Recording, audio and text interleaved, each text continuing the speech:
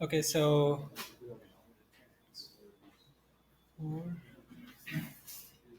10. So 66% of the class is here, I guess. So how are you guys doing? Thursday evening. So far, it's been very challenging but informative. Okay. Yeah. Okay. Those are my thoughts on the class in general, but especially the last assignment. Okay. Okay. So we'll go through it. I mean, let's see where we are facing some hiccups. So today it's going to be about generative adversarial networks, but we'll get there in 5-10 minutes. Um, so before that, so actually before we talk about assignment, I just wanted to show you how easy it is to kind of quickly do something like an app. It's not really a good one because I'm going to use Flask. I don't know how many of you have heard of Flask framework. Okay. Flask is a framework like Django in Python, and there are many others in other languages. Okay. So this is from actually the PyTorch tutorials page. So I just downloaded a repo. You can't really see. So we'll see. I mean, I can log in and I'll show you how the script looks like. So this one, yeah, it's just Python functions. Yeah, it's basically a Python package. Um, so here's a deployed app. It's literally, there's a ResNet 18. In this case, not ResNet 18, some other model. Okay, I think that's net probably. But anyway, so this is the app.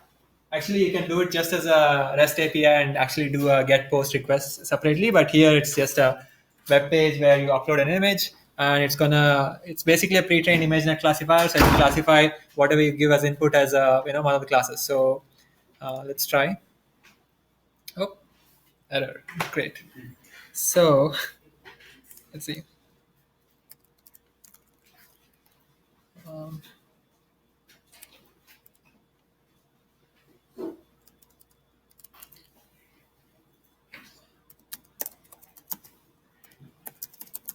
so I had a screen session going on. So okay, anyway.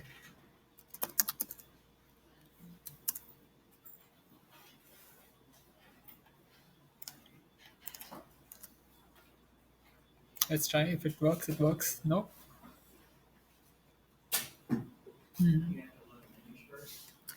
No, actually, then let's try. So I just tried it.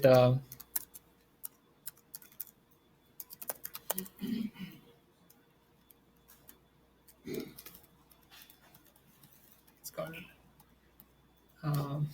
So actually, I just okay here. I don't know if you can see. Maybe actually this is posted on the syllabus page. I'll just talk about it soon. But anyway, I just cloned a particular repo. It's just a 200 or 100 line file. Okay, it's not a big file at all. Big repository at all. It's just one important file. So anyway, so in this case, let me run. So Flask is just an app in a web server. Basically, it's typically used for just development. It's not really a production level server like you might have heard of Apache or Node or things like that. Um, um, Sorry, Nginx or something like that. Okay, so let's actually go to the syllabus page. In this case,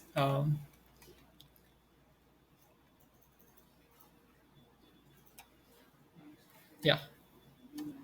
Sorry, I just picked the tutorial up from PyTorch official tutorials page, and so this is what kind of I'm just demonstrating that how easy it is to um, at least run a Flask app. Sorry. Um, so anyway, so I cloned the repo, and I just ran the server on the server side. So in this case, it runs at localhost 5000, and just like Jupyter server, which was running at whatever port you are giving on the server, you can give you can do the same port forwarding. Okay, so if you want to create your own server on a machine on AWS or something, then it's fine. But here, it's all the only access to the machines is through SSH tunneling. So if since the server local server is running on 5000, we're gonna tunnel to 5000 and then get the interface of the server. Okay. And in this case, okay, so this particular repo is actually a REST API, so you can only get post request. Okay. So in this case, we're gonna post a file in our local directory to this local host. Okay, so that's what we're gonna do. Is it is the objective kind of clear? Yeah. What is the objective of this Flask program that you're showing us? Good. So this is just to show you how to deploy your machine learning model in an application. So let's say you want to launch an iOS app. You would not do Flask, okay, but you will do something slightly different. But just you could have a like here I was showing you. I guess this will not work. Okay.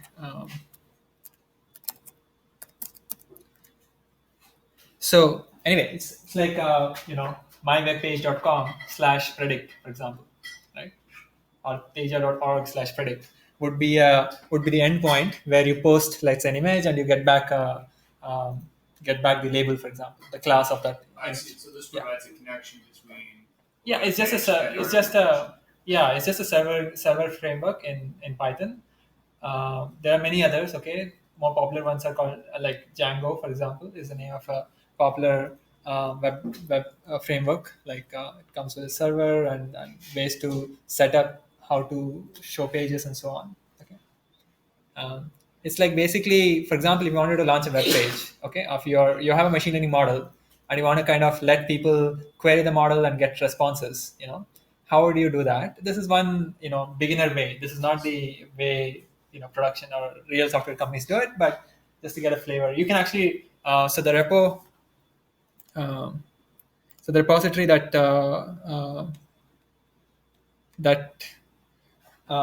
is linked on the syllabus page are also on PyTorch's web page, like literally deploying a model in Python via API. Basically, API just means there is no web page here. Actually, it's just asking post something directly. You cannot just open a web page here. That's what it's saying here. So right now there is a server running here. Okay, on this particular URL, and I'll show you posting an image and getting back a response using a command that's given here. This is the command. Curl is the software to do a post. So at that URL, I'm supposed to post a file. I mean, at that URL, not this one, and it'll show me what's the label of that image. Okay, that I post. Um, but yeah, Can we integrate this deployment with other frameworks? So there are other frameworks, full stack development. yeah. Can we cross? Yeah, this is a backend thing. Okay, this is on the backend you can use whatever you want. It's not related to the front end. So let me just show you the script so that you can. It's not anything mystical actually.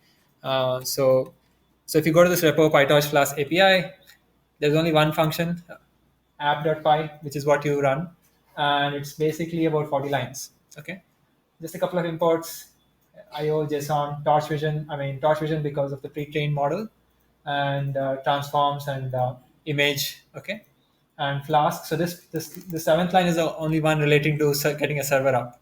Okay, and here it's saying okay, create a Flask object in this case, which is what we're going to run, and it's going to keep running and getting service, requests from the browser, for example.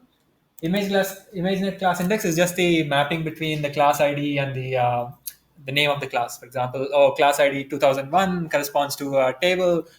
3015 corresponds to a dog. That's what this dictionary is. Okay, and that's it. They're using a DenseNet 121 model. You guys use ResNet 18 in your assignment, and it's in the eval mode. So I think required grads is false here. Okay, and that's it. So a function which transforms image. Okay, so it defines what transforms are there, and then given the image in a certain format, bytes format, it's just converting it into the format, the regular format which needs to be transformed. Okay, so what is this bytes format is because the one from the source, when you transfer an image through the internet or whatever through the HTTP protocol, it's not going to be in a regular image format, like not a bunch of numbers. I mean, it will be a bunch of numbers, but in byte format, I guess. And that's it. Get prediction. You call the transform function above, get the tensor, and model dot forward of the tensor. Okay, that 32 cross 32 cross 3 or something. You did CFAR 10 thing, right? Outputs, and then take the maximum, and that's the predicted index, and then go through the dictionary to get the actual name of the class. Okay, because the index is just going to tell you out of the 1,000 classes which class it is, and that's it. And there's only one function here. Okay, it's literally saying at this root, there's only one method that is allowed, which is post. Somebody has to post an image to me, and if it's post, then file.read is going to give me the image in a byte format, and that's it. Get prediction at that, and return the class ID and the class name. That's all. So this is the simplest, I guess, web server code you can write, and then if it's main, then app.run. That's just to start the object. Okay. I mean, so you don't have to kind of know all this. I'm just saying that it's quite simple given the framework to just start a server, and we just did that. Somehow the server which had the GUI, actually GUI one, maybe I can go there as well. So let's do the GUI one. So this is the bare bones one. I'm running it on my local machine, but the GUI one is a little bit, has a few more things like which I'll show you here. Few more lines of few more things in here like inference. I mean, there's some splitting of tasks. Okay, but it's the same core idea. And okay, so there's an application error even for their case. Interesting. Oh no, yeah, it's the same thing which I ran, but my local code gave me an error, right? So anyway, so choose a file. Let's do something. So I have dog. So I have a dog picture. There is this. I don't know which one I chose. Dog two. It's this picture. Okay, it's on my local disk. Anyway, and I just share it here and I just upload. Right? I mean, it doesn't do anything magical. It just says detected image, this, and what the image and class ID is. Okay, it's a very simple thing, right? You just input an image and it produced some label. But you can imagine, I mean, a Google Translate or anything else, which is a very complex app essentially does this. Google Translate, you have to give an input string of text in English, for example, and it will give you a translation in Russian, for example, right? So this is how the API would be. Flask could not be the language. I mean, Flask will not be the framework you use. You use something else, but uh, to run some very small demo apps and stuff, this is a good uh, thing to learn. Okay, there are actually other frameworks as well if you want to Google more about it. Okay, so that's that. I just want to show you, and this was a versus classification, right? So anyway, now coming back to the assignment. So okay, so which parts? So there were several parts here. I guess two parts. Um, so which part is more challenging or less challenging? I thought the second question was pretty challenging. Was the first question easy? I mean, relatively, like in terms of fine tuning, you just had to isolate the layer, delete that layer, or basically change that layer to another type of an nn dot linear layer with two outputs, basically, or not two outputs, but 10 outputs. So yeah. So is that like the first part? I mean, step one, download. That's fine, right? Step two, ResNet 18. You could, if you're facing difficulty with ResNet 18, you could use anything else. Okay, it's not a big deal. Um, so it's just saying extract features. So you basically want to delete the last layer when you do model.forward. You don't want to just compute the score vectors. Basically, you want to compute one thing before that. So you want to delete the last layer, then that's what you would compute. Okay? We were getting less accuracy when we scaled and normalized our images. I mean, is there any reason for that? Okay, so there is a thing which I did not point out is, yeah, there is some because the thing is ResNet 18 is trained on ImageNet, whereas CIFAR 10 has a different image statistics. So you would see that, for example, I think here in this code base, for example, where is it? You will see there were some standard transformations being done here along with normalize. Okay, so they are taking an image from the wild. I mean, this is the deployed thing, right? They're taking an image that you can upload. It could be arbitrary size. First, they're going to resize it to a appropriate size, and then they're going to do a normalization with these numbers. Okay. So why these numbers? These numbers are kind of the empirical statistics you get from ImageNet dataset. Okay. So they're just putting this image. It could be an arbitrary dimension, bigger dimension, for example, like the dog picture we saw. Shrink it to the size which is accepted by that particular model here, DenseNet 121. I mean, ResNet 18 also probably takes the same size. And actually, the size we probably want is 224. I think 224 is the size for DenseNet 121. So you need to check, okay? But the important thing is these normalization numbers. They will put that image to the right statistics as the image that you would get from ImageNet data, and therefore you will get good classification. Okay.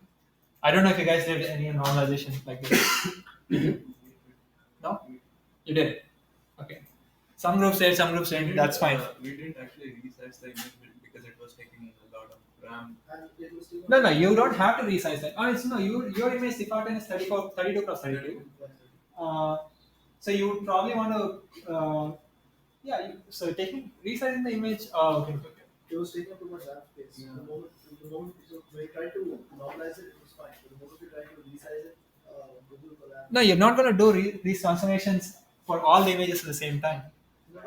Yeah. You still need to do it. Okay. Okay. No, I was just going to say the data loading process is always trickiest with these things. Yes. Yeah, it is. It is.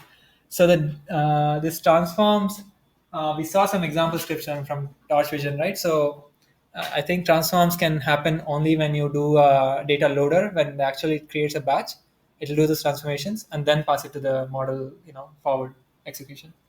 So you don't have to do any resizing and stuff before. And so basically, what I'm saying is the sequence of transformations you can do per batch when you actually read it and do a forward pass. Okay. Anyway, so this would help you in terms of performance in Cifar 10. Now where was that? Where was I? Okay, extract features, and then basically we saw this, right? Actually, there is already. I mean, if you are, so I know that some of you find this question easy, but some of you who found it difficult. There's already a script or a notebook that was given along with the CNN chapter, CNN lecture, which is actually doing pre-trained whatever feature extraction and fine tuning for this ants versus bees problem. I don't know how many of you actually ran that. Transfer learning, what with ImageNet dataset, was only taking ants and bees. Yeah. That was on ImageNet, but Yeah, the dataset was from ImageNet. I mean, the subset was from ImageNet. Yeah, here you have a different dataset. But if you've seen how that code was laid out, it's basically the same answer here. Yeah, and you just have to I am show or whatever commands you use to show the plots. Okay, show few correct ones and few incorrect ones. So is this fine? The first question. Okay. Last question. So how do we choose learning rate and step size or gamma for decreasing? Okay, so learning rate is the coefficient used in the gradient descent update, right?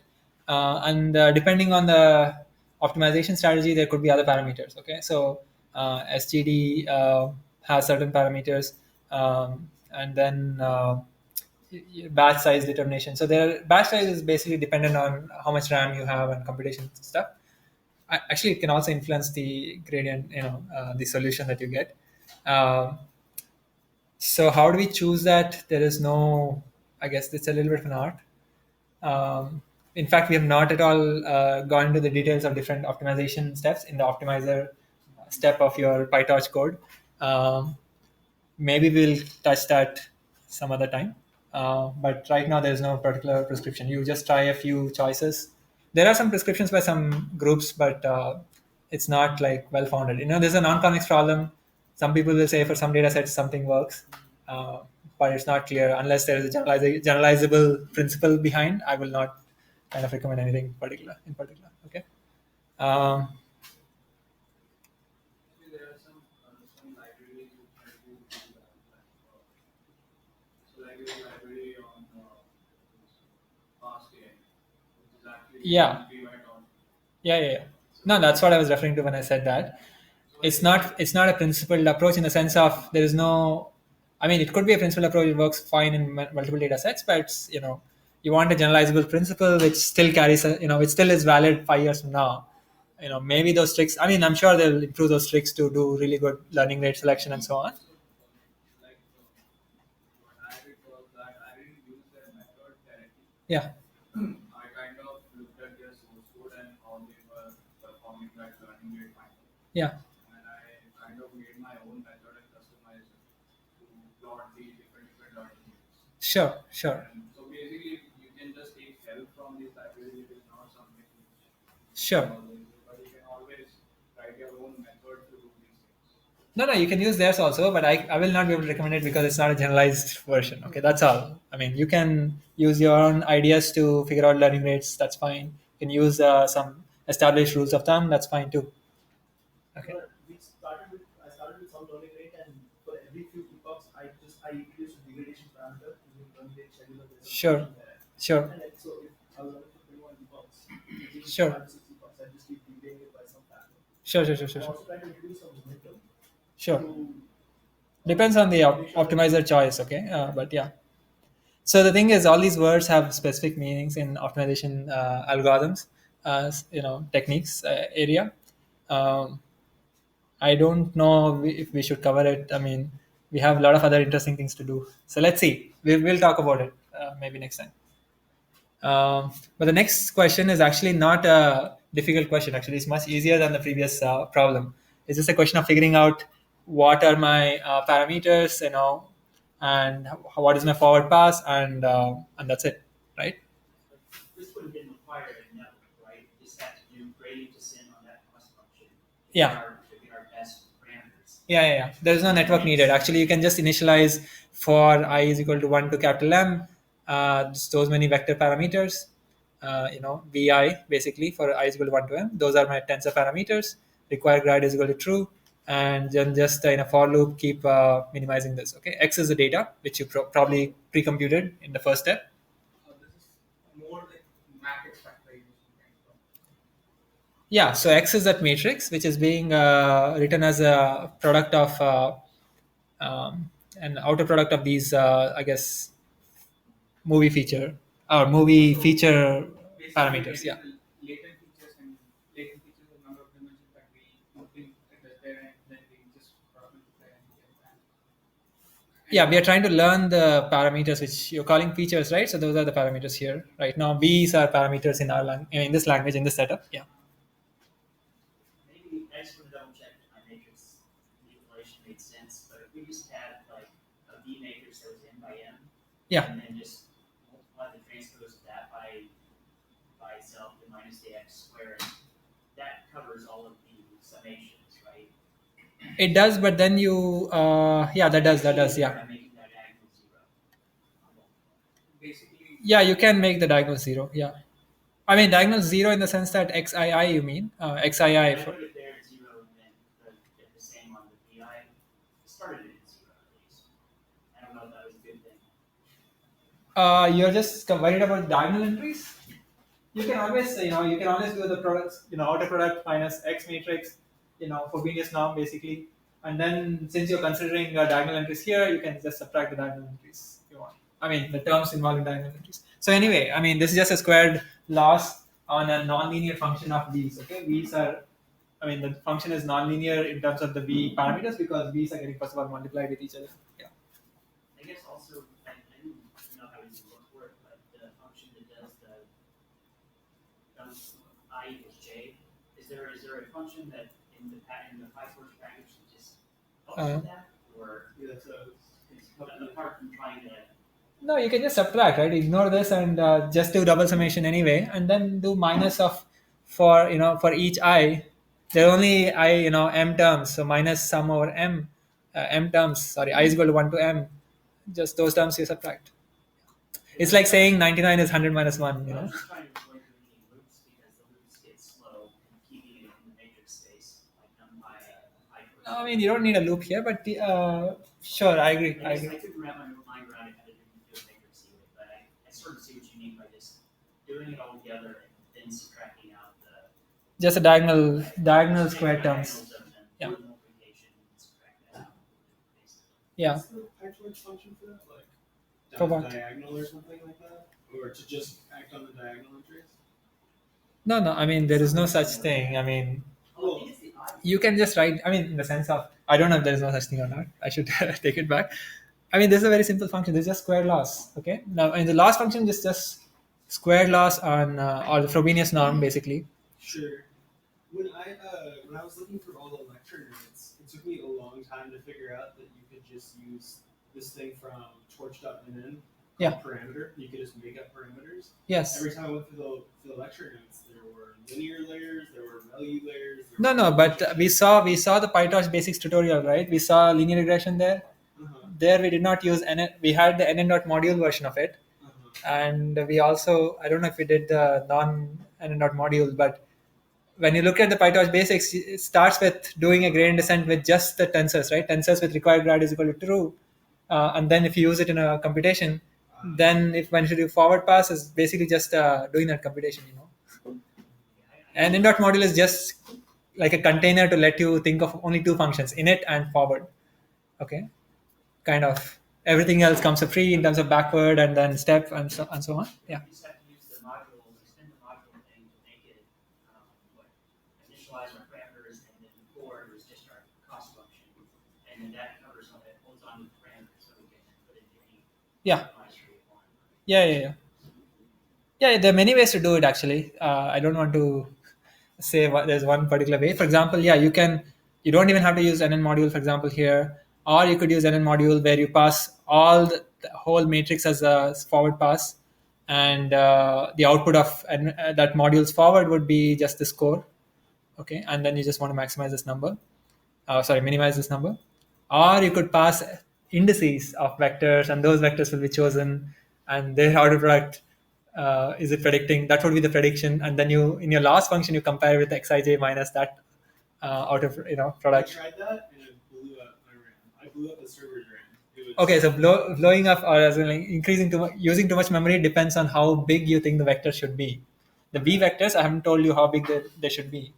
The vectors vi's, Uh-huh. how big are they? How many Well, digits? I saw that in WordDev Google used 300 features arbitrarily, so Yeah. I said I will too. No, you could just start with two, right? Three. Oh, well, I did not do that. You can start with two or three and see how it works, and then, huh? It is an M by M. Oh no, so you're saying the v vectors are m dimensional? N dimensional? What is There's m? about 9,000. Oh, as many movies. Wait, v vectors is like a 9,000 dimensional vector for each movie? No. No, that's a- 9,000 by 300 or whatever choice you made. You made 300 as a choice for v 9,000 vectors. by 9,000. Yeah, he made a different choice. So no, because 9,000 would give you is also a solution. 9,000 where I mean it may not be, but depends. So if xij was like a, so I don't know if 9,000 is a good choice or not. Okay, because there could be some. You can just do one hot encoding, like where v's could be just the movie and nothing everywhere else zero, and then vi times vj. No, that's probably okay. I don't know. 9,000 may be a good choice. So generally, you start with really small, okay, just to see your code works and how good the fit is, and then you double the dimension and see what's going on. Your dimension's going to be like 4 by 4 because there's almost 10,000 movies. So No. Each v vector is two dimensions. That's Sure, but the total, all those v vectors put together, total length of Yeah, 9,000 cross 2. Okay. That's not too many. I mean, 18,000 numbers, right? How accurate can that be though? With only 2 features. We'll get there. Accuracy is like once you have something running, then you can kind of understand the sensitivity to the dimensional choice. Okay. Okay. What Uh, are the way to compute exactly? Because that took me like 90 million. Oh, X computation. So the thing is, the question is it based on, do you push the data to GPU and then do some computation of that, whatever the table or the raw data? So what I did was I looked it over every index and then checked if there's a union between these two. Yeah. And it was like very hard, 90 million times it had to run and Yeah. three days. Yeah. I think I ended up using a Canvas pivot table users by movies, and then you can do a dot product of those to get the text. Yeah, users by movies and movies by users, and then dot product would be movies by. Took us a while to get there. Yeah. Yeah, no, I don't. Yeah, maybe that's a good way. You can also do many dumb things. You can parallelize things. Okay. NP dot vectorize. I have not heard of it. So it actually parallelizes this process and take a lot less time. Could be. I didn't. I have not investigated it. But I agree. I mean, if you do it using for loops, it's a long process. Okay, so assignment's fine. Better, I guess. Better from before. Um okay, so that's good. And yeah, so before we jump into the lecture, which is already like 35 minutes now, so quick announcement about project. So first of all, we have an exam, I think, next Thursday. So don't worry about the exam, it's an elective course. So it will be relatively simple questions, okay, but of course at the same time don't not study. But the week after the exam is going to be a quick check-in with the TA during class hours. You want to kind of have like a one-page project proposal document. Okay, it's just so that you yourself know, like, are serious. Have a, because you don't want to delay it too much because you yourself is stressed. So it's announced. It's in the, yeah. So it's, I guess this is the thing. During the class hours, we'll do this, and yeah, and the exam is just it's here next Thursday, and it's a 2-hour exam, roughly I think 6 questions, so about 20 minutes each. Okay, like 3 points or whatever, 4 points per question, I think. Yeah, 4 points per question or 3 points per question, to total 20 points. Okay. So it will not be difficult. Okay. So just questions about, let's say, CNNs or whatever, what else we studied so far. Yes, you should be confident about what's a convolution operation going on. What is pooling, for example. Would we have to Like- draw an LSTM or something like that? No, I mean that's too, I guess, complicated. I mean, in the sense that you can always write it in your cheat sheet and replicate it. That type of question will probably not be asked. Like, for example, wasn't there like a gate idea in LSTMs? Maybe that idea will be extracted out, and maybe some question around like a complete. But you will have the information about, like, understanding what a gate. What you need to answer. Okay.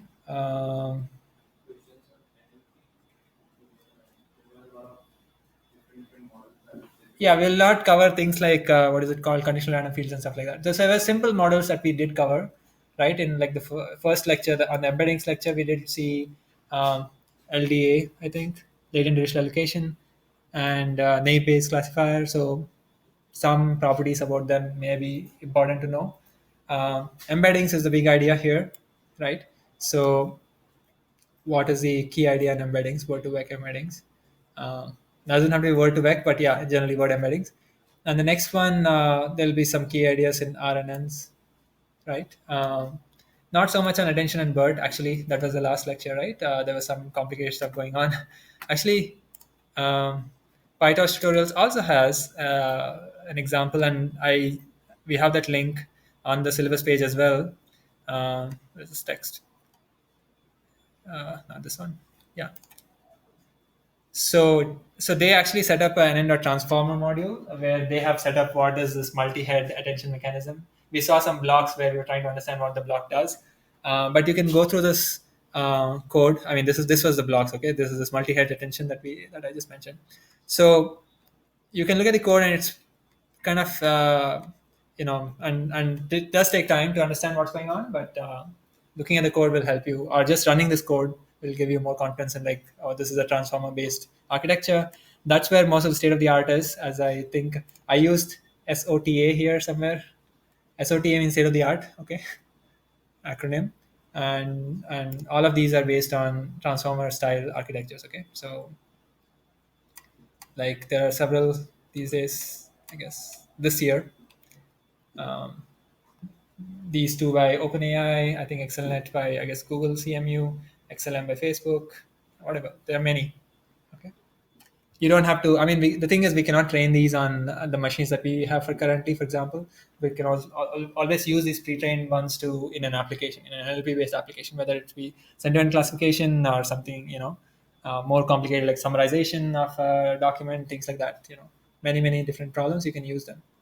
Um, Are you able to download these models, or are they so Yeah. big that it's like an API? No, you download them. They are going to be huge, though, really huge. So just be, I guess, cognizant of the disk space. You can download them. So that's with respect to project. And today we're going to talk about GANs. And as I said, there was, I think 2 weeks ago, there was an announcement about a GAN-based project. I think there was some motivation on the forum, right? What is it? Yeah. So we're going to talk about GANs and VAs right now. What is this?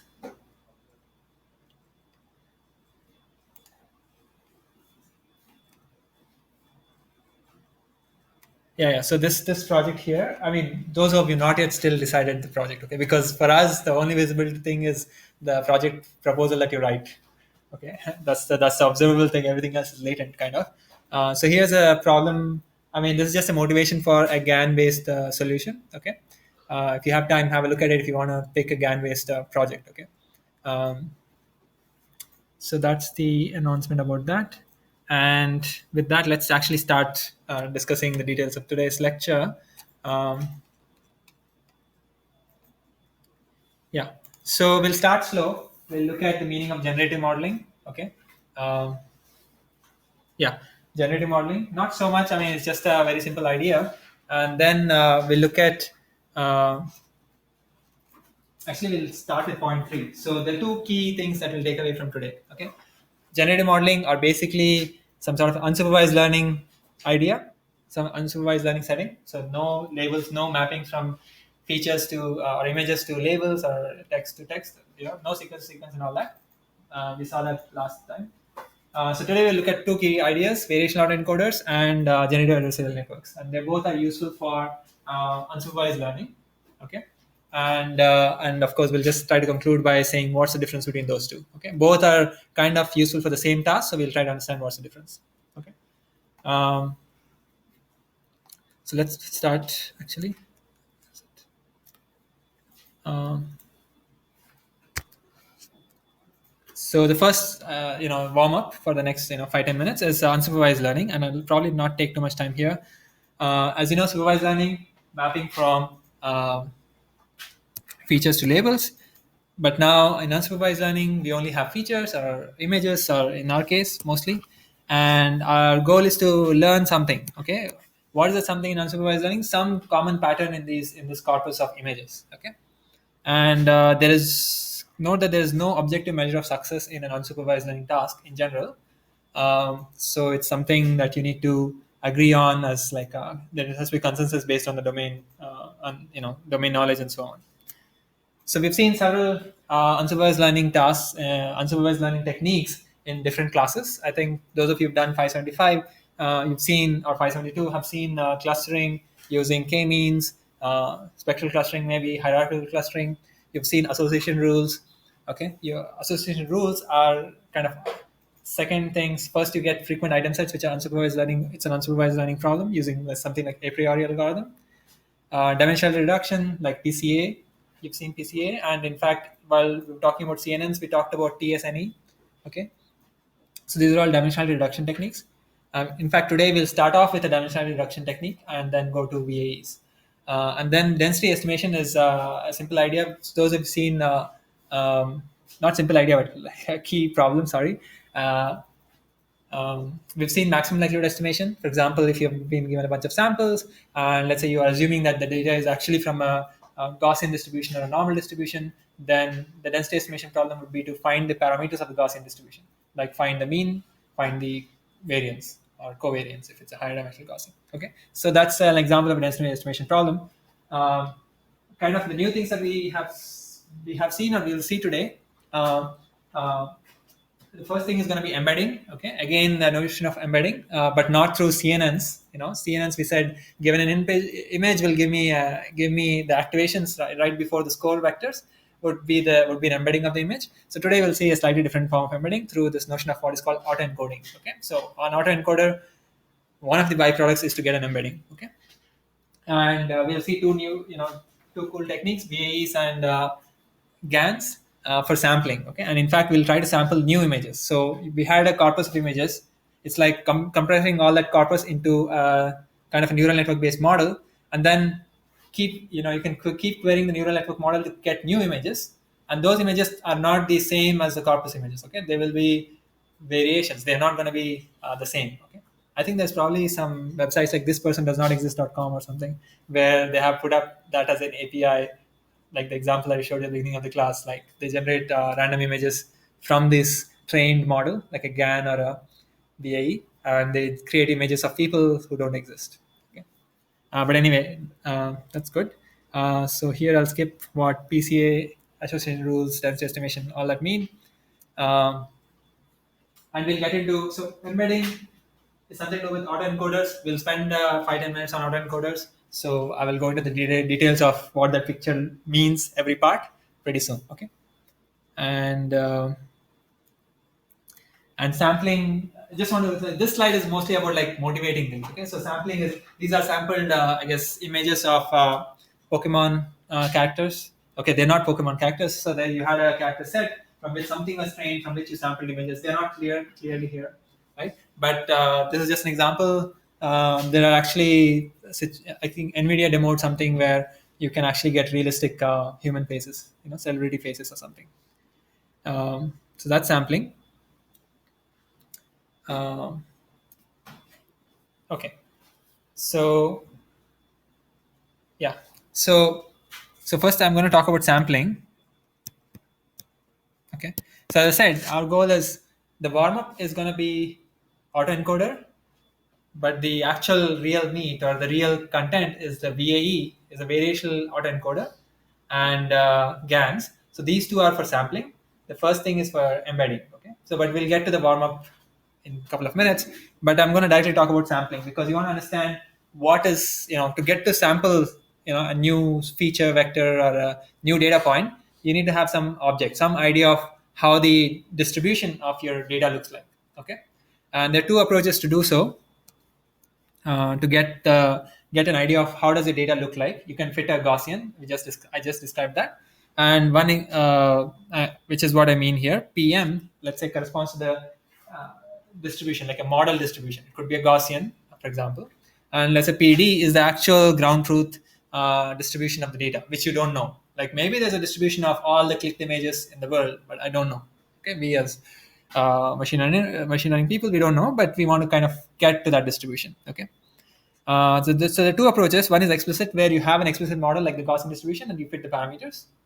And the implicit approach is where you're not thinking of explicitly a distribution when you're creating an object which compresses from all this corpus, that object from which you can sample. Okay. So when you're creating that object, you're not thinking of any distribution, no Gaussians, like you can talk about distributions, but you'll not say anything specific about a distribution. Okay. So I'll get there. So basically the idea is explicit is going to be VAE and implicit is going to be GAN. Okay, so that's the idea. So two sampling approaches or two sampling black boxes. VAEs is an explicit way because we'll talk about distributions quite a bit. In fact, parametric distributions quite a bit. And on GAN side, we'll not talk about any distribution. Okay. And everything starts from something to do with likelihood. Likelihood is just given data under different choices of whatever things I can choose. Like in GANs and VAEs, there'll be parameters that I can choose. Okay, what's the set of parameters which will maximize the likelihood of my data? That's roughly the core idea, but there are different ways that they go about doing it. Okay. Yeah, and what is the point of getting these black boxes which we can sample? You can just simulate a lot of things, right? You can simulate possible futures, possible, maybe you can simulate how the world's going to look like next few seconds, or new. In this case, I think these are bedrooms which are not there in the corpus in this case. Okay, mostly maybe creative things. Here's a different task. It's actually a super resolution task. So here's the original image, and this is the. I mean, so the input is a lower resolution picture of this original image. Okay, and there are different methods to get back to the higher resolution image. And GAN, which kind of understands how pictures should look like, roughly, intuitively speaking, is able to get to higher resolution images, which is more realistic. Okay. So, what did the GAN encode from the training corpus? The trained, I guess, GAN black box. It learned some characteristic about naturalistic images so that it can help solve the super resolution task. Okay, this is called a super resolution task where the input is a low resolution image, output is a high resolution image. Okay, this is the original image for comparison. So that was not the input though. And also various things people have tried to do. For example, like going from a pencil sketch to the black box filling in colors. So these are not just sampling; these are actually conditional sampling, basically. But it's able to from here to here you can go. Okay. It's not very realistic, but somewhat close, and so on. Okay, so there are applications people are still thinking about since it came about in the past 4 years. Um, Yeah. So as I said, explicit variational autoencoders. We'll talk about what variational means. Okay. And startup. Our warm up is gonna be what is an autoencoder. Okay. Um, yeah. So let's. So this slide is kind of not very relevant now, so I will get to it later. So let's start with autoencoder. Okay. Um, so we saw, so for autoencoder there are going to be a couple of building blocks. Okay, both are going to be some sort of a sequence of layers. So okay, one part of the one block, two building blocks actually for autoencoder. One building block is actually just going to be a CNN. Okay, it's pretty much image input all the way to some activations. Okay, that's one block. But here what I'm showing you is the opposite direction, where you have a vector from which you're going to an image. Okay, and that's actually possible. Okay, it's just called people sometimes. In this labeled picture, people are calling decon and so on, but it's not really decon. It's just called the right name is called transposed convolution, um, transposed convolution network. Okay, but basically, in this image, I want to kind of start with the simplest primer. All I'm trying to say is that in CNNs, we went from an image to a vector of activations, the embedding image code, right? The 4096 dimensional vector, or in your examples, in your in your assignment, you did that when you did feature extraction. Now you can also go from that vector to an image. Okay, that's the opposite direction. Okay, you may say, oh, maybe the vector doesn't have everything that from which I can create a generated image. Okay, so we'll talk about that. But before we talk about whether the vector has enough information to get to an image, the question is, these operations are actually also have the same underlying idea as a CNN's operation, okay? Where basically you're getting this vector, you're doing a matrix multiplication, you're getting to output, doing a matrix multiplication, getting an output, okay? And in fact, the same ideas of stride and what is it called, filter depth and everything, all of the same ideas hold, except and let me show that to you. Although this is the picture, tensor. So in this case, a one-dimensional vector to a tensor to a tensor to a tensor. This is the depth of the tensor. It's being reduced, I guess, 1, 0, 2, 4, 5, and 2, smaller and smaller. But what's increasing is the spatial direction is increasing. Okay, that's not the same as in CNN. Okay, in CNN we just added, like for example, we used to do a stride of 1 and maybe zero padding of 1. Then the output tensor size would be the same, for example, right? But here the spatial size is increasing. Okay, but modulo that, ultimately, for example, if you start with, let's say, 4, in this case it's a vector, but let's say intermediate, let's say this slice was a 4-dimensional matrix. Okay, one slice here of this tensor. Okay, like cut the bread and you get one slice. It's a 4-dimensional vector. Then the question is, how do you go from a 4-dimensional vector to, let's say, a 16-dimensional, yeah, 4 cross 4? Maybe from here. Okay, let's say 2 cross 2 to 4 cross 4. Okay, from how do you go from 4 cross 4 to, sorry, 2 cross 2 to 4 cross 4? Okay, right? You don't have to think in terms of so you can go from this 2 cross 2 to 4 cross 4, okay, from here to here, using a 3 cross 3 filter. Okay, I'm just telling you as a fact. I mean, let's not dwell too much time on it. We can go like this, and in fact, the non. So I can always see this is a 4. There are 4 numbers here, and I need to get 16 numbers here, right? So as I'm good as saying, I have 4-dimensional vector from which I'm going to a 16-dimensional vector. And in fact, here is an expansion of this conversion. Okay, just to kind of tell you that there's only some linear operation going on. Ultimately, you can geometrically think of it as some sort of a stride, and like a filter going in the spatial direction, like a filter doing the things that we thought about when you're talking about CNNs. But ultimately, it's just a going from a 4-dimensional vector to a 16-dimensional vector, and just a linear transformation. But the interesting thing is, I said 3 cross 3 filter. There's 9 numbers. This matrix here, this is going to be 16 cross 4, right? There are too many numbers. So you can imagine things are the same, okay? W00, W0 is the same, getting repeated, W01. So there's some, some sort of a pattern here, okay? The transpose is not correct here. So from this slide, what I want you to take away is that I can always go from a vector to a bigger and bigger size tensor, ultimately to a image size tensor, for example. Okay. Then now we'll address whether that small vector can actually capture the information in the image. Okay.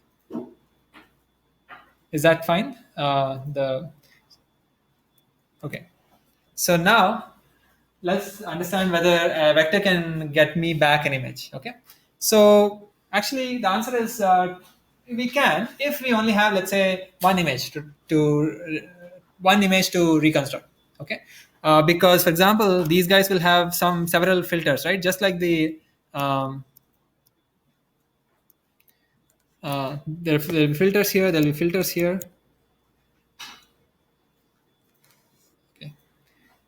Filters, and the filters have parameters, and you're just trying to choose the parameters such that given a vector, let's say I give a vector of all ones. Okay, so maybe just ones, 1 1 1 1 1, and you're supposed to choose the filter parameters such that the output looks like a cat. Okay, in fact, this is your one training observation. You have this vector for which I want to generate that cat, and the question is, how do I set the parameters, the weights of this decon network going from a vector to a cat? You can imagine if I have enough weights, I can of course set the weights such that for all ones it will always produce that cat, right? How do I set the weights? Gradient descent. I know that if I give all ones and a random initialization of the weights, that will produce something. It may not look like a cat. I can look at the mean square distance between whether the actual cat image and what I produced, and I get the loss. I can propagate the loss back to each weight and try to update the weight. That is automatically done by TensorFlow. Your PyTorch, for example. So you don't have to really care about all that, right? So I can, given a single vector, I can produce an image, right? I can literally reconstruct the original cat picture. Then all you have to do is do the same with multiple vectors. Okay. So if I had several vectors, let's say a vector and an image, vector and an image, I can also do the same thing, right? I can say I can simultaneously try to set the weight such that for each pair, it actually faithfully tries to reproduce the image corresponding to the vector. I can try to do that. The idea is extended to this notion of autoencoder, where they say, oh, but how do I decide which vector should map to which image? I don't know. Okay. So what I'll do is first this decon network, okay, is going to go from any vector to a cat, where that vector is produced by an encoder network, like a CNN, basically, which goes from cat to a vector. Okay. So this part is what you should be familiar with. Okay. You can literally think of it as ResNet 18, for example, with the last layer removed. But this part is like some sort of inverse of ResNet 18, which is going from vector to a cat. Okay. And that's it. So this is a autoencoder. Okay. Any questions? Yeah.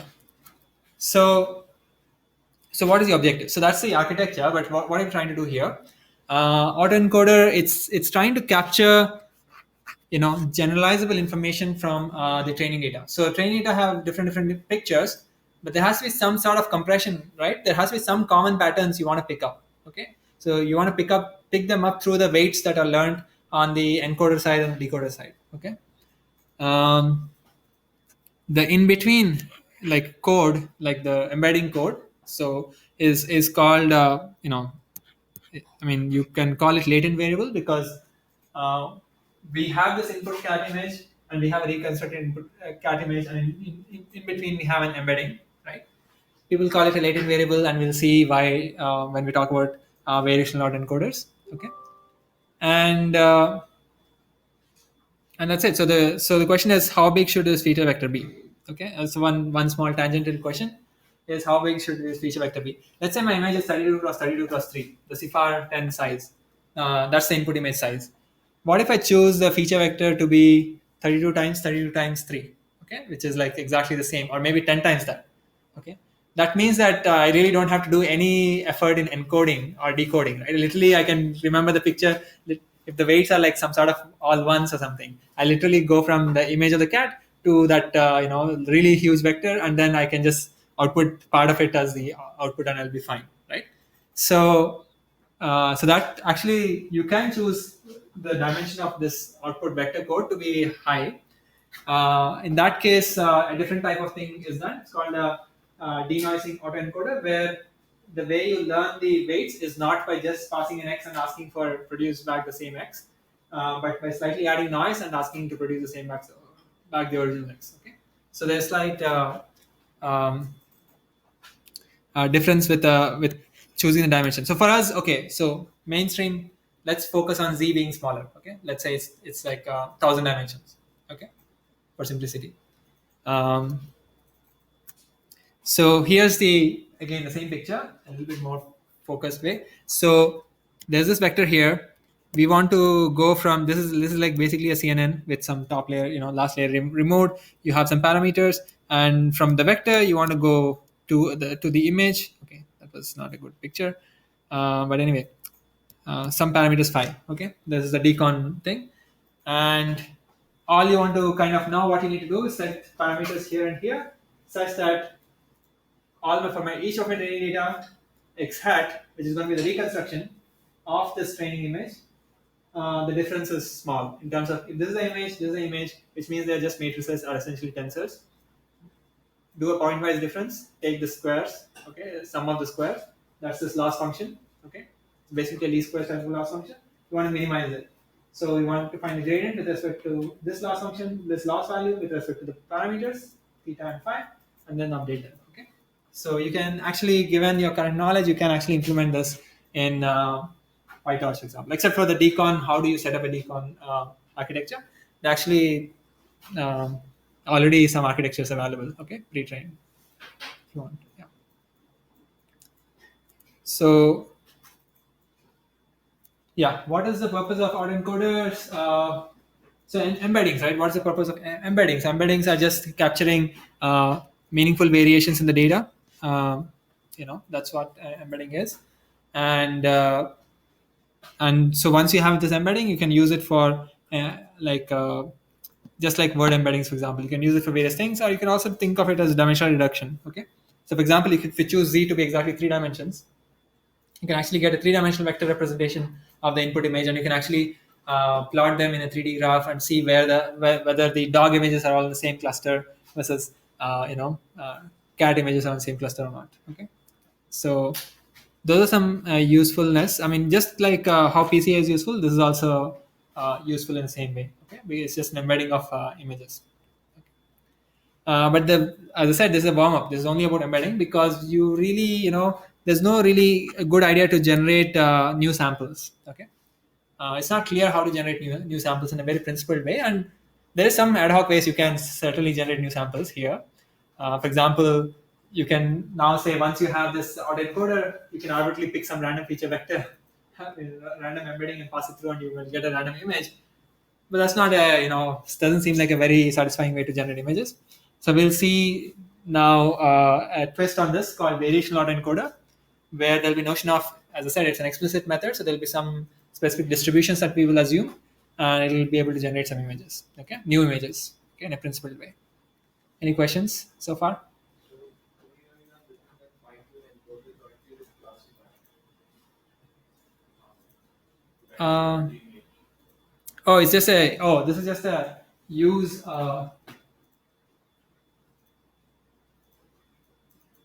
Oh, can be used to initialize the supervised model is what I said. So the learned weights. So my question over here is that I'm just thinking about the loss function that Yeah. you use. Like if we have to find it jointly, your output of the No. So encoder is, remember, encoder was just a CNN, right? It's just literally a CNN. So it's a classification task. Yeah, we've gotten the autoencoder, done with the autoencoder. Now we picked off the encoder part, and now we are saying, oh, it already has those good weights already, right? Because we did this unsupervised learning task. Now we'll do the supervised learning. This is just a supervised learning picture in a slightly non-standard way. It's just saying x and y are the image and let's say labels, and given that we want to kind of make the prediction such that these two are. Basically, fine-tuning your CNN over here is nothing but fine-tuning your encoder only. Yeah, encoder is, yeah. You usually don't have to call it an encoder anymore. This is just this is now the classifier. This is essentially a classifier. Yeah. I mean, from features, the thing is, from features you also have to do some additional mapping. So you can have a neural network here or just an SVM here, whatever you want, like softmax, like a logic regression classifier. So if you had additional parameters here, that's what it just means, like encoder and the classifier parameters here. But for us, it doesn't really matter. It's like basically think of it as feature extraction and then classification, but you can also update the numbers here as well if you want. That is what we do in like any class image classification model. Like we are updating the parameters. Yeah, but that would be not features. I mean, yeah, that would be directly going from X to Y. Yeah, you don't even have to think of autoencoder at all. But autoencoder was trained on a huge corpus of unlabeled, unedited images. Okay, that could be an advantage for you, right? So if you had a huge corpus of things where there was no labels, but you wanted to just capture the pattern of images, you could do autoencoding first to get some weights, get some initial good weights. Okay, it will capture some patterns in the data, and then do actually supervised learning task. That's what's happening here. So maybe it's relevant to you guys, your project. Anyway, okay. So let's talk about VAEs. Okay, so what is the goal here? Now it's sampling. Ultimately, I want to create an object from which I can sample new images, for example. Okay. And the way we're going to do it is actually just take the idea of autoencoding and introduce some distributions in the mix. Okay. And so it's basically a probabilistic, as in, as I said, introduce some distributions. So the idea is to make this embedding random. Okay. So the thing in between, I'm going from x to z to x hat. The z, I'm going to make it a random variable, which means that there's going to be a distribution associated with that random variable. Okay. And in fact, the distribution, I'm going to say that I want to actually make it exactly Gaussian. Okay. Now you may say, oh, how is it that possible? Because see, I have some degrees of freedom. I can get to choose the encoder parameters and the decoder parameters. I get to choose them. So it's not like it's not too limiting if I choose, say that whatever distribution I'm imposing, that I want a distribution which is a Gaussian for the z random variable that I created. Okay. So so if I can do that, then how does it make my task easy? Because now I have a distribution, I can draw from the distribution. It's a Gaussian distribution with some mean and some covariance matrix. I can draw it and then pass it through the decoder part, and I get an image. Okay? So there is at least a random, a little bit more principled random way of generating a image. Okay. So previously with autoencoder, you could have just, there was no notion of a Gaussian distribution that you could just randomly pick a z and pass it through the decoder and got an image. Here it's a little bit more principled, and the weights will be tuned appropriately as well. Okay, in a different way, not just the reconstruction error or basically the L2 least squares type of objective. There will be some additional objective when you're trying to optimizing this. B said is a decoder output, right? No, it's just a distribution on the latent variable on the encode the codes, okay, embeddings. Middle layer you can see. Yeah, the vector that you get. I mean, we're going to go into the details in pictures, so you will see soon. Um, so two changes. One is going to be there's going to be architectural change, and there's going to be, of course, a loss function change because now there are going to be distributions. So let's look at uh, in some way. So let's look at losses first. So there's going to be a reconstruction loss, which is going to be very similar to the loss of the. So it's going to be essentially x hat minus x 2 norm square, for example, where x hat, let's say I, if you have 10, 1,000 images, and xi is my actual image, and x hat of I is the reconstructed image. Okay, so that type of loss will be there. But there's also going to be another loss, which is actually going to try to deal with this Gaussian assumption, in a way, and and uh, and the idea is as follows, right? So I have a bunch of training data already. If I choose some arbitrary parameters, let's say the encoder side, that will impose some like if you think of an empirical distribution on my training data on my images, empirical distribution, just imagine I have some arbitrary parameters. The output at the embedding layer, it need not look like a Gaussian. Okay, so that's what you want to change the weights of your encoder such that the output, whatever with the empirical distribution from which I got the distribution on the and the embedding space, that looks close and close to Gaussian. Okay, so that's the second loss, and it's measured using what is called a KL divergence.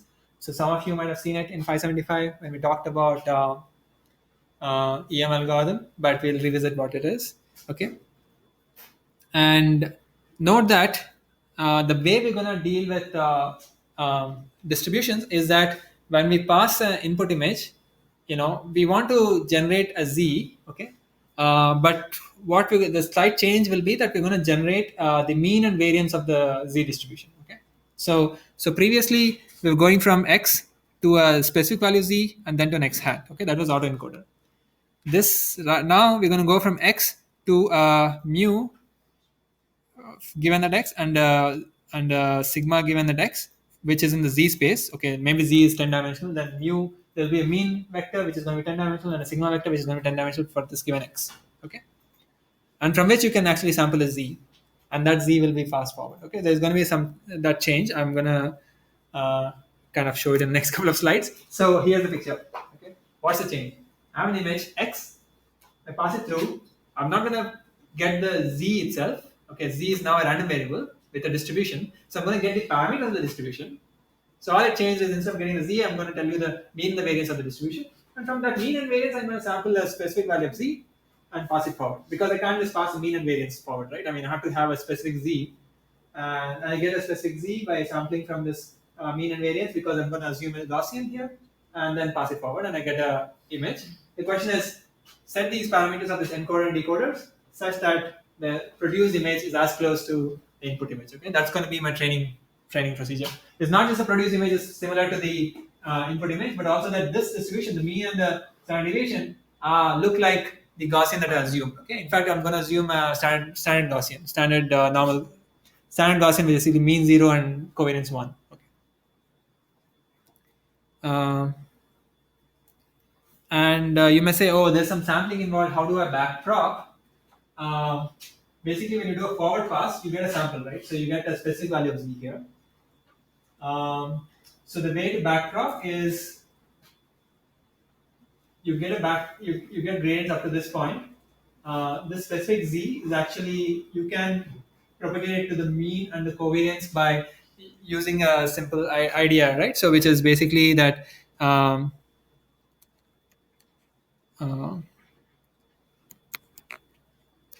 okay, mu z1, where z1 is normal with mean 0 and variance 1. So all I'm saying is, think of z, the vector here, as some linear transformation of a standard normal Gaussian. Okay. How would you, like, if I give you a mean and a covariance, how would you generate a Gaussian? You would generate a standard Gaussian and then transform it to get to this mean and covariance. Okay. So basically, if you know this number, you can differentiate with respect to mu, differentiate with respect to sigma. So there is no issue with backpropagation. What I want to say. Maybe we'll revisit it again. Okay. Uh, okay. So quick point about this sampling step is actually it allows us to not only remember the training data, and that's what autoencoder was doing. Autoencoder is pretty much trying to do in an unsupervised way, just learn the patterns in the data. Here we're not just remembering the patterns in the data, we want to ensure this distribution in the embedding space so that we can generate new samples. Okay. um, okay, let's actually, so before we look into some, some more details about the autoencoder's objective and the architecture we just saw. With the objective, here are some pictures. Okay, that's just the MNIST data set, MNIST data set. Here are some sampled images of numbers that you're getting through the through a trained VAE. Okay. um, so you can see that, you may say, oh, at this level it looks like it's remembering the images, but you can actually do this for some other tasks like the beds or some other images that we've seen. Actually, yeah, I don't have the pictures here. Um, there's actually a VA code base in PyTorch examples subfolder. Okay, PyTorch Git repo has an examples Git repo. So they have a simple VA implementation. We can actually run it, and it's on the syllabus page. Okay, there's a link. And VA code is extremely small. Okay, it's like 50 lines max, so it's not too difficult. But let's actually understand now the derivation. So what are we trying to do? We want to set the parameters of the encoder and decoder. That was always the case from before. The only thing that's changed is we want to now imposing a distribution on the embedding space. Okay, on the z vectors. So let's call the decoding. Okay, this is the decoding going from the z's to the x's. Okay, and by the way, z's are not observed, so that's why I call latent variables. I mean, they are observed, but they're not part of the data, or nothing to do with the real, outside world. So anyway, so we're going to have a distribution, conditional distribution. Okay, from given z, some distribution on x. Okay, so that conditional distribution. So this is a conditional distribution and a distribution on z itself. This is going to be a standard normal, as I said. Okay, standard normal, and which is what we're going to assume. And this distribution just depends on what theta is. So what the weights are influences what distribution is going to be here, right? So, but there are going to be some weights. So those weights are we're going to call theta star. Okay. Actually, yeah. So the model of the world is that whatever we are observing in terms of images and so on, there's actually this is going to be Gaussian, and there's some true underlying parameters, and those are what I'm calling theta star. Okay, what we learn is going to be some theta, which is going to be hopefully close to theta star. That's the idea. And so, as I said, P of z we are going to assume to be Gaussian, standard normal, zero mean, identity covariance, no parameters basically. Now, as I said, P of x given z is going to be a neural network, so it's basically a decoder. And what we want to do is to train the parameters, as in change the parameters such that we maximize the likelihood of the training data. Okay, so I actually have observed x's. Now I want to find, okay, tell me what thetas I can set so as to maximize p theta of x's that I observed, right? That's maximizing the likelihood. But the problem is because there's latent variable z, okay, which you have not observed. So each x doesn't correspond with a z. Okay, I only have xi's in my data. So you have to marginalize. Okay, this is just the joint distribution between x and z. So I've split it into p of z times p of x given z. This is just the by definition, definition of conditional probability. And I need to integrate out the thing that I've not seen, which is integrate out z. Okay, so that's called marginalization. We have seen this in 575 as well. Okay, but the problem is how do we do this? Okay, it's not clear how to do this marginalization. Okay, because there's an integration over some all the values z can take. So what we will do is employ some tricks. Okay, which is the following trick. Okay, so before we saw this part. Okay, this part is fine. Yeah, which is that from z there's a Gaussian distribution here. P of theta of x given z, we need to find theta. There's a true underlying theta star. But what the network decoder network will produce is not a specific value of x. We're going to now, since x is also a random variable, we'll actually produce the mean and covariance of the x distribution. Okay, so that's another second step. One is we assumed this is a Gaussian distribution, right? Now we want to produce an x, but x is also a random variable in this language, right? Just like z is a random variable, x is a random variable. But given z, I can produce the mean and covariance of the output distribution, okay? That is this distribution, and then actually get a specific value of x. By which I just mean that the p, I'm going to assume that p theta of x comma z is actually normally distributed with some mean and some covariance. And mean and the covariance are now are the outputs of the decoder. Okay. Previously the decoder was outputting the actual image itself. Now the decoder should output a mean image and a covariance of that image space, so that I can actually sample an image. Okay.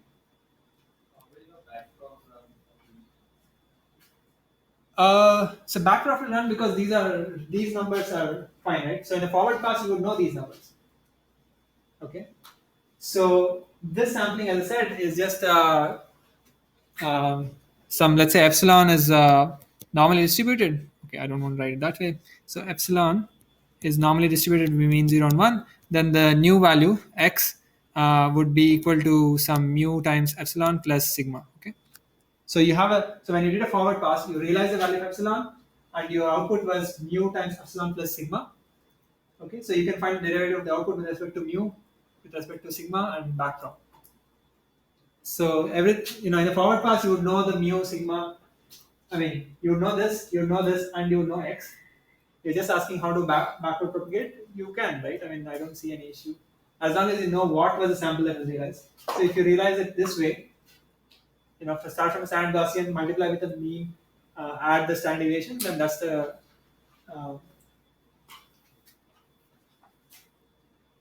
I mean, that's in one dimension, by the way. But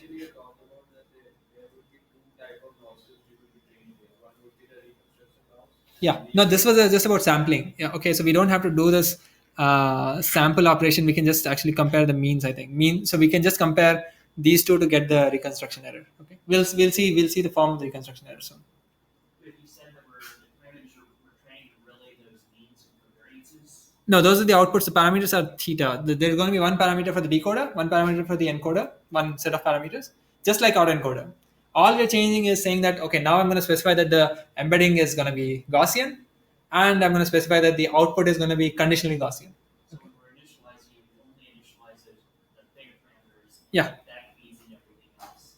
Yeah, so the means and sigmas are going to be, for a given z, given the theta parameter, you compute a mean vector and a sigma matrix but vectorized. So it will be a huge vector. So all that has changed from autoencoder setting is that instead of producing an image which is like 32 cross 32, that's a grayscale image, I'm producing a 32 cross 32 mean image and a 32 cross 32 cross 32 cross 32 long covariance matrix, and then from there that I'm sampling a specific value of an image, okay, specific image.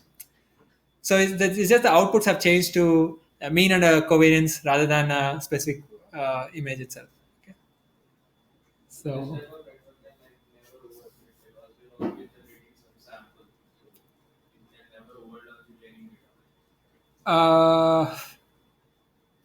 That I don't know because it depends on the size of the network, the amount of data you have, and all that. Okay, so it's not clear. So I don't know. So overfitting is a strange thing to say in deep learning world because, as I said, you can drive down the. I think we talked about it in when we're talking about the overfitting notebook. You can drive down the training error to 0, and you'll see that the test error still goes lower and lower as you do more and more epochs. Okay. So this is called interpolating regime. Interpolating just means that you fit perfectly on the training data, and still you're changing your weights, and still you're minimizing test error. So it's a new phenomena relatively compared to, let's say, the shallow methods that we saw before. So overfitting is a little bit of we need to study it more thoroughly. Okay. So here I don't know. We can take that question later.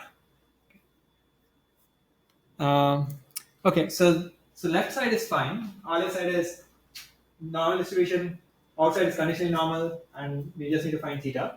Now the right side is also going to be a network where input training image. There's going to be an encoder, and I said encoder is not producing a z now because I said it has to be normal distribution. it's going to produce a mean and covariance.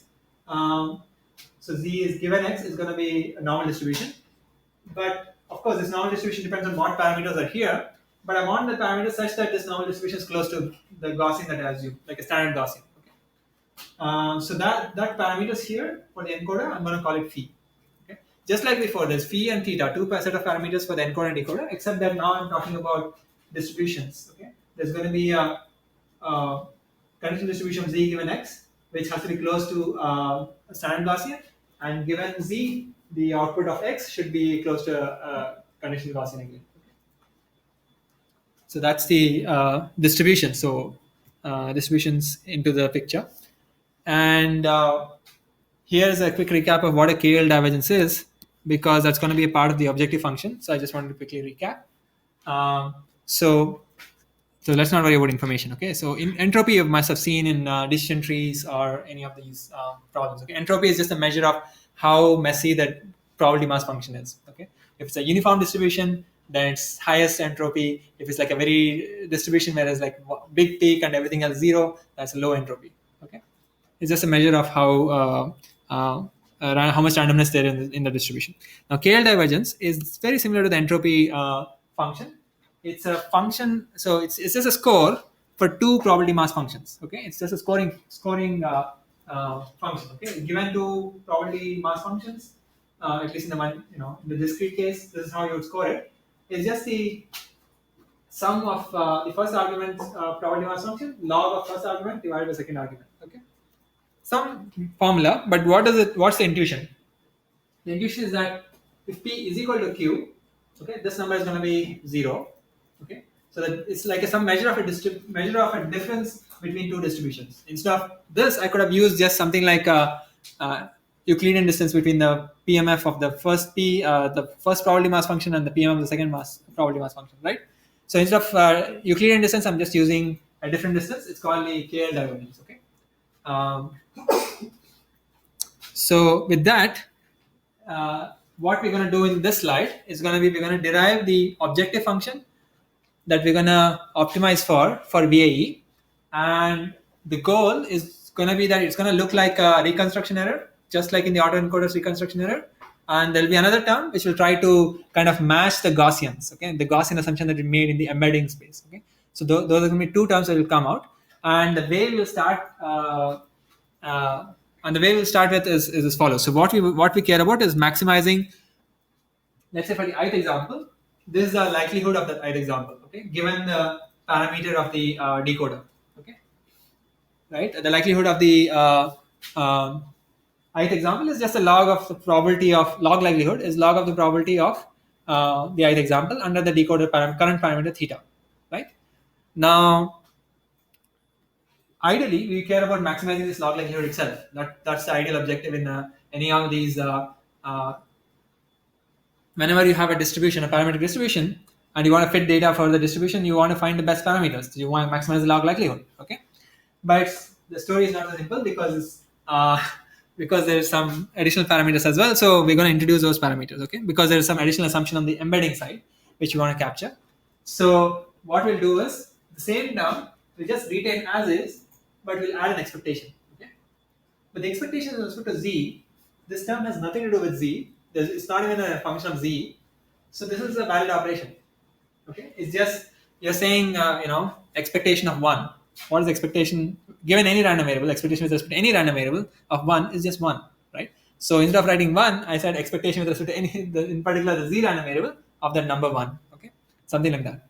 So we just added this additional expectation. Okay, because that doesn't depend on z. Okay, this term inside doesn't depend on z, so I can add an expectation. Then what we do is use Bayes rule. So this marginal probability is the joint distribution divided by the conditional distribution. So P of x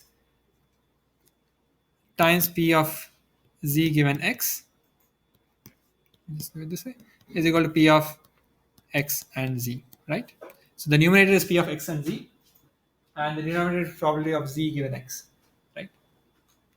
So I just brought this term below, and P of x is that marginal likelihood that we want to maximize. So that the numerator is P of x comma z, which I again split into x given z times z, is just the use of base rule. Okay. Okay. I mean, the reason why I'm doing these 3-4 steps is to just to show you that there is some logic in getting to the right objective function for VAEs. Okay, it's not like pulled out of thin air with a lot of random mathematics. It's just 4 steps, 3-4 steps. So let's see the next step. Okay, once we do base rule, okay, then we add 2 multiply and divide by the same number. That's a valid operation. Divide and multiply by 2, for example, is fine, right?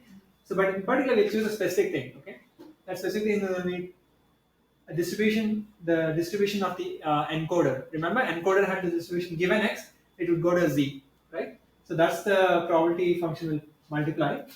That's also this guy. This guy is the same as this guy, okay? But I can multiply and divide by some anything. So I will multiply and divide specifically by this guy, okay? By this distribution, okay? Hidden in the expectation. And next step is to break it into parts. So what parts are we breaking it into?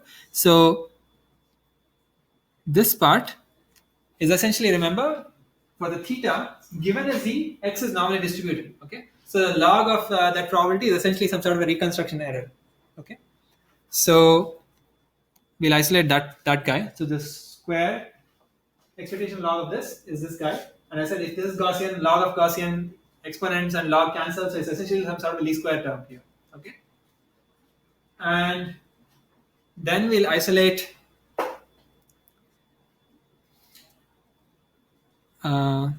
these two. Okay, those two, and put a minus sign so I can flip the log. Okay, and the remaining is these two. Okay, so this is this is something of a judicious choice of why we are doing this. Okay, but once we split it into 3 terms, we do get 3 terms, and this term, p theta of z. Remember, this we assume to be standard Gaussian, and this is the distribution that we are getting given the current parameters, which hopefully is close to the standard Gaussian. Okay. In fact, expectation over z of log of q by p is exactly the KL divergence between the numerator and the denominator, because remember, z is according to this guy is exactly this guy. Okay. So this is what I meant by trying to match the distribution at the z distribution of the z variable to be the Gaussian distribution. So the distribution that the encoder is producing through the parameters phi, hopefully that conditional distribution is as close to the Gaussian distribution. Okay. Now what about this term? We'll just drop it. Okay. Why can we drop it? Is because this term is actually this term is also KL divergence term, but it has a positive sign in the front. This generally KL divergence is going to be a positive quantity. Okay, whenever two distributions differ, it's going to be a score which is going to be greater than 0. Whenever they are the same, it's going to be 0. This number is something positive. I can drop it. If I drop it, this is not going to be equality anymore. Okay, this is going to be an inequality. The right hand side is smaller than the left hand side. Okay, left hand side is bigger than the right hand side. Same thing. Okay, and the right hand side is called evidence lower bound, or elbow. Okay. So here I just substituted the definition of KL divergence. I'm going to drop it. Okay. So if I drop this guy, then I have a term which is the right hand side term, this guy, okay, which is called evidence lower bound, a variation lower bound. Okay. Why variation lower bound is because we are approximating here a Gaussian distribution with an approximating distribution, okay, which is this Q phi.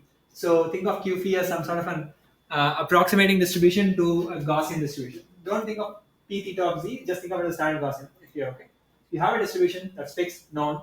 You want to have an approximating distribution by changing the phis, okay.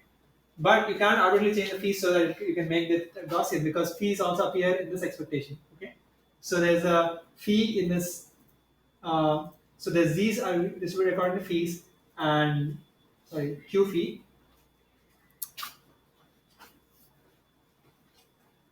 So anyway, so what I want to say is that this whole term is a function of theta and phi. So theta is anyway this term, the conditional likelihood, the decoder side. There's going to be a term which is the on the encoder side. Okay, that's the phi. Okay, so there are two terms. Both you need to kind of, and this is the lower bound. This is something. It's called evidence lower bound, but it's something which is less than the marginal likelihood of the observed area, and you want to maximize this observed likelihood. So similarly, you want to maximize this. Okay, so you want to maximize this underlying quantity. Okay, so you are trying to maximize this variation lower bound or evidence lower bound, same thing, and to maximize it over what? Maximize it over the encoders parameters and the decoders parameters. Okay? So that's this Rmax over encoders parameters and decoders parameters over my training data of this evidence lower bound. That's the objective. Okay. So in a VAE, this is how we have arrived at a principled objective. Objective happens to be a reconstruction error. So we are not gonna probably change it into a squared loss type of thing which you saw in autoencoder, but it actually is because of normal distribution assumption here. And a KL divergence term between the encoded distribution, conditional distribution, and the distribution we are assuming at the embedded variables for the embedded variable. Okay. So, any questions about this derivation? If you're seeing it for the first time, you need a few more, I guess, minutes to parse. But that's roughly the idea of.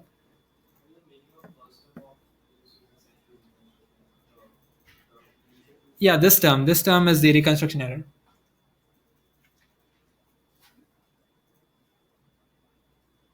Because log p theta is essentially some sort of a difference between um, output and xi. Okay, so what is the probability of observing a uh, specific example? In this case, the ith example. You have to say whatever was the reconstructed thing minus xi. So you will get some sort of squared term there. Okay. So you'll have xi as the input and then something that was produced output. You'll just basically, because log of a normal distribution is like a squared term in the numerator, sorry, in the exponent becomes like a square term. So you'll see an xi minus x hat the whole square. Okay. Over the training data. That's what it'll basically it's the same term as the autoencoder previously discussed autoencoder situation.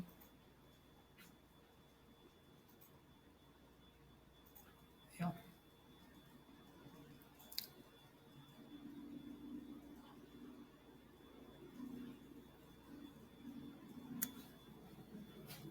Okay, so here's the summary before we just take a break in a minute. But so let's come back to the architecture. Okay, if you got lost in the derivation, don't worry.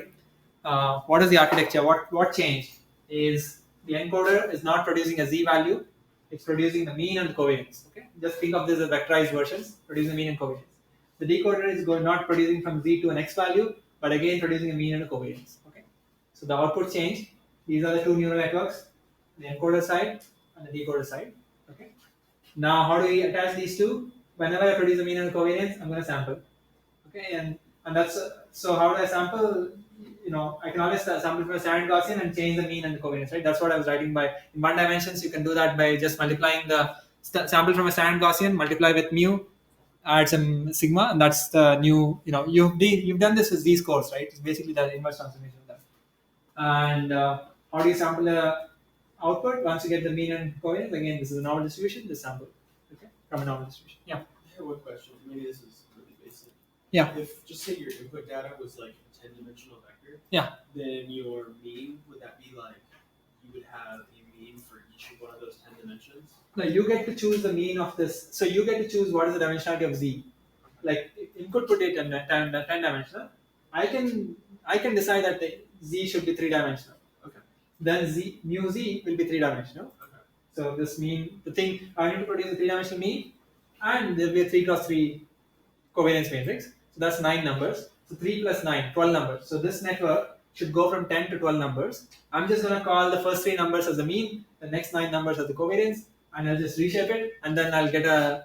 It's a multi. I have to ensure. Of course, I have to ensure that this looks like a positive semi-definite matrix. There's some issue, but we are. Given that, modulo that, you can just sample from that. Okay. And your filters help you change sizes as necessary. Yeah, you get to choose the input output dimension, right? I mean, filters are just to, yeah. You need to choose the right filters. So this is just a CNN part, right? So this is like asking going from 10 dimensional to 12 dimensions, and just tell me, like you can always construct a feed-forward network which goes from 10 dimensions to 12 dimensions. You can think of CNNs, or in this picture it looks like a CNN, but you can think of a feed-forward network as well. It's fine. So here, yeah, it's a CNN type of thing going on with some dimension, and again a decon thing that I said, and the image. Okay, so with that, let's actually skip this experiments. I mean, here I just wanted to show some uh, synthetically generated images. Okay, from I guess 3 years ago. Actually, there are much better images these days. It's just that I did not update it here. Um, so that's VAE. Okay, so objective was to sample new things, and by embedding this notion of distribution on the uh, latent variable from the autoencoder idea, we could get new.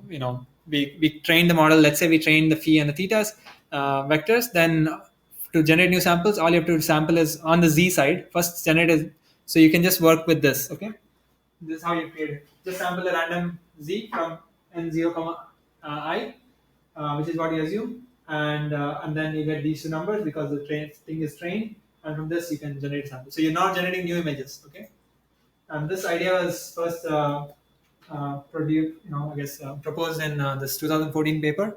So variational encoders are pretty new, 5 years old. Okay, and GANs are also like 5 years old. These are all new technology. Actually, attention mechanism that you saw has some history, but the version that we saw is from a paper called "Attention Is All You Need." It's from 2017, so 2 years old. Okay, so it's a little somewhat of a recent stuff that we're seeing. Anyway, let's take a 10-minute break and resume at 8:23.